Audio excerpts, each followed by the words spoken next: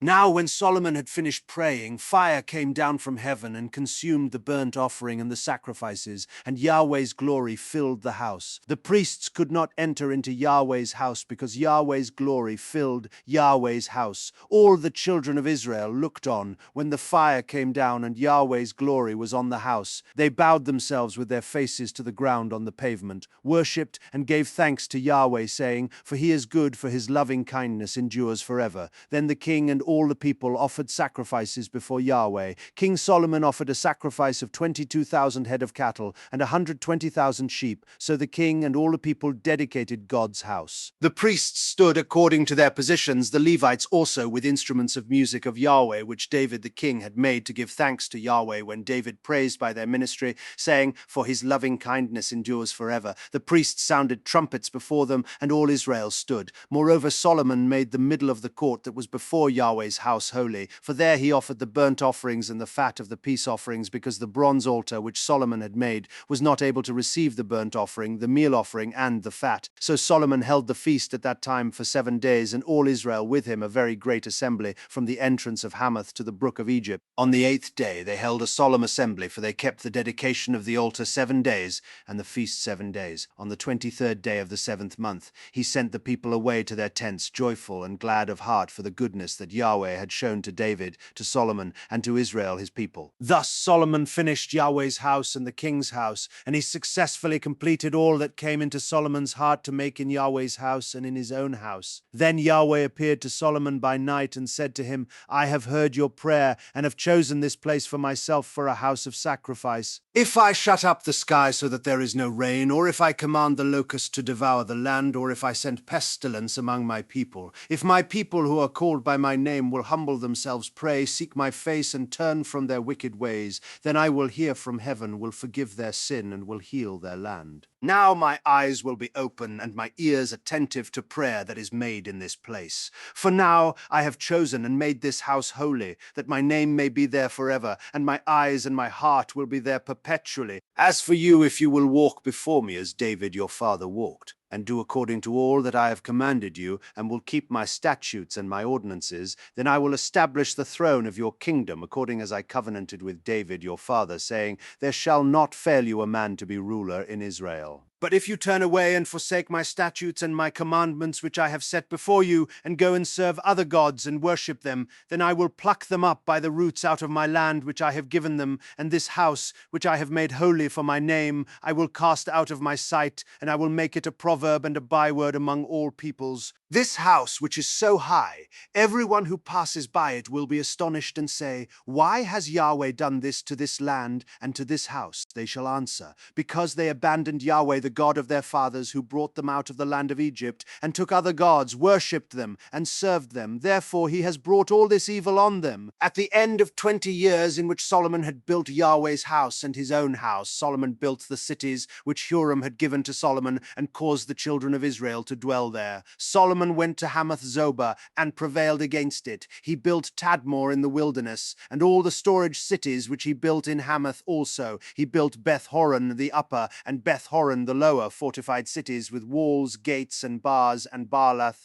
and all the storage cities that Solomon had, and all the cities for his chariots, the cities for his horsemen, and all that Solomon desired to build for his pleasure in Jerusalem, in Lebanon, and in all the land of his dominion. As for all the people who were left of the Hittites, the Amorites, the Perizzites, the Hivites, and the Jebusites, who were not of Israel, of their children who were left after them in the land, whom the children of Israel didn't consume of them, Solomon conscripted forced labor to this day. But of the children of Israel, Solomon made no servants for his work, but they were men of war, chief of his captains, and rulers of his chariots and of his horsemen. These were the chief officers of King Solomon, even 250, who ruled over the people. Solomon brought up Pharaoh's daughter out of David's city to the house that he had built for her, for he said, My wife shall not dwell in the house of David, king of Israel, because the places where Yahweh's ark has come are holy. Then Solomon offered burnt offerings to Yahweh on Yahweh's altar, which he had built before the porch, even as the duty of every day required, offering according to the commandment of Moses on the Sabbaths, on the new moons, and on the set feasts 3 times per year, during the feast of unleavened bread, during the feast of weeks, and during the feast of booths. He appointed, according to the ordinance of David, his father, the divisions of the priests to their service, and the Levites to their offices, to praise and to minister before the priests, as the duty of every day required, the doorkeepers also by their divisions at every gate. For David the man of God had so commanded. They didn't depart from the commandment of the king to the priests and Levites concerning any matter, or concerning the treasures. Now all the work of Solomon was accomplished from the day of the foundation of Yahweh's house until it was finished. So Yahweh's house was completed. Then Solomon went to Etzion-Geber and to Eloth on the seashore in the land of Edom. Huram sent him ships and servants who had knowledge of the sea by the hands of his servants. And they came with the servants of Solomon to Ophir, and brought from there 450 talents of gold, and brought them to King Solomon. When the Queen of Sheba heard of the fame of Solomon, she came to test Solomon with hard questions at Jerusalem, with a very great caravan, including camels that bore spices, gold in abundance, and precious stones. When she had come to Solomon, she talked with him about all that was in her heart. Solomon answered all her questions. There wasn't anything hidden from Solomon which he didn't tell her. When the Queen of Sheba had seen the wisdom of Solomon, the house that he had built, the food of his table, the seating of his servants, the attendance of his ministers, their clothing, his cupbearers and their clothing, and his ascent by which he went up to Yahweh's house, there was no more spirit in her. She said to the king, "It was a true report that I heard in my own land of your acts and of your wisdom. However, I didn't believe their words until I came, and my eyes had seen it, and behold, half of the greatness of your wisdom wasn't told me. You exceed the fame that I heard. Happy are your men, and happy are these your servants who stand continually before you and hear your wisdom. Blessed be Yahweh your God, who delighted in you and set you on his throne to be king for Yahweh your God, because your God loved Israel to establish them forever. Therefore he made you king over them to do justice and righteousness." She gave the king 120 talents of gold, spices in great abundance, and precious stones. There was never before such spice as the Queen of Sheba gave to King Solomon. The servants of Huram and the servants of Solomon who brought gold from Ophir also brought algum trees and precious stones. The king used algum tree wood to make terraces for Yahweh's house and for the king's house, and harps and stringed instruments for the singers.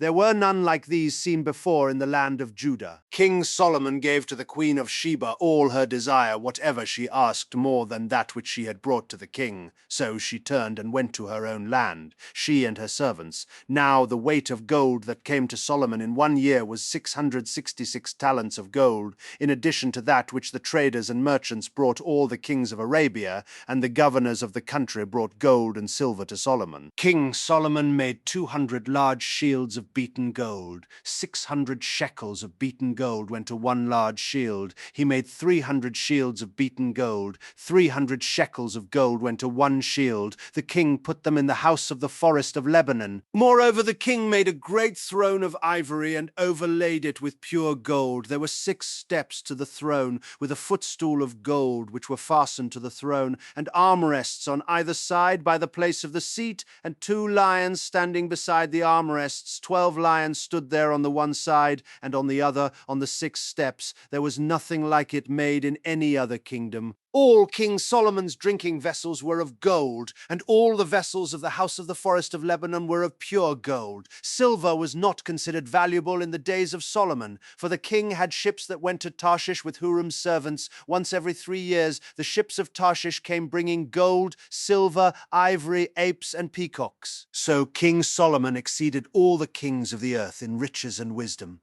All the kings of the earth sought the presence of Solomon to hear his wisdom, which God had put in his heart. They each brought tribute, vessels of silver, vessels of gold, clothing, armor, spices, horses, and mules every year. Solomon had 4,000 stalls for horses and chariots, and 12,000 horsemen that he stationed in the chariot cities and with the king at Jerusalem. He ruled over all the kings from the river even to the land of the Philistines and to the border of Egypt. The king made silver as common in Jerusalem as stones, and he made cedars to be as abundant as the sycamore trees that are in the lowland. They brought horses for Solomon out of Egypt, and out of all lands. Now, the rest of the acts of Solomon, first and last, aren't they written in the history of Nathan the prophet, and in the prophecy of Ahijah the Shilonite, and in the visions of Iddo the seer concerning Jeroboam the son of Nebat? Solomon reigned in Jerusalem over all Israel 40 years. Solomon slept with his fathers, and he was buried in his father David's city, and Rehoboam his son reigned in his place.